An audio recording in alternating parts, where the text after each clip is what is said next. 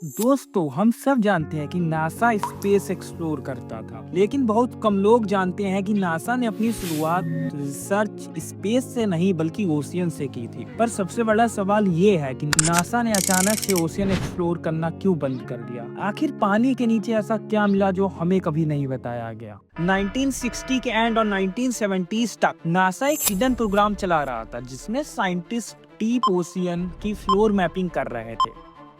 इसका रीजन ये दिया गया कि अर्थ साइंस के लिए है, लेकिन इनसाइडर्स कहते हैं कि नासा कुछ और ही ढूंढ रहा था यहाँ पे। और फिर एक दिन अचानक से बिना किसी वार्निंग इस प्रोजेक्ट को बंद कर दिया गया। रिकॉर्ड एग्जिस्ट करते हैं पर उसमें डिटेल्स मिसिंग है, डिटेल्स सारी मिटा दी गई। आखिर इसकी क्या वजह रही होगी। तो थ्योरी नंबर 1 कहती है कि 1997 में द ब्लूप नाम का एक साउंड रिकॉर्ड हुआ।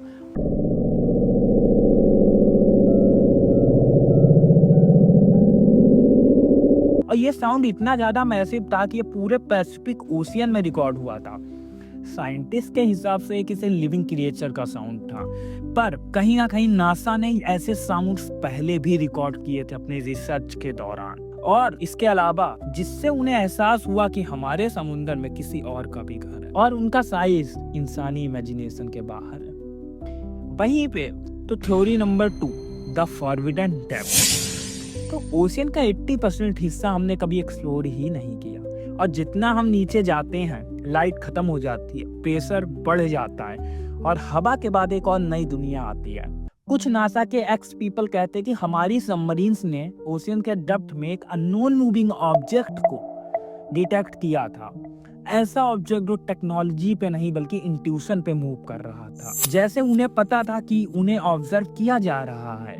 वहीं पे थ्योरी नंबर 3, कुछ थ्योरीज बोलती हैं कि ओशियन के नीचे नॉन ह्यूमन स्ट्रक्चर्स पाए गए हैं, और ये कहीं ना कहीं हमारी मैथोलॉजी स्टोरी से भी कनेक्ट करती हैं। मतलब एक ऐसी सिविलाइजेशन जो कहीं हिस्ट्री में एग्जिस्ट करती थी, जो बहुत ज्यादा डेवलप थी, वो ओशियन के नीचे। कहीं ना कहीं तुम लोग जानते हो ये किस सिविलाइजेशन की बात हो। तो आखिर इतना सारा मिस्ट्रीज होने के बाद नासा ने ओशियन एक्सप्लोर करना क्यों बंद कर दिया? क्योंकि ओशियन से उन्हें कोई जवाब नहीं मिला, सिर्फ डर मिला। नासा ने अपनी डायरेक्शन बदल दी और फोकस कर दिया उसके बाद स्पेस पे।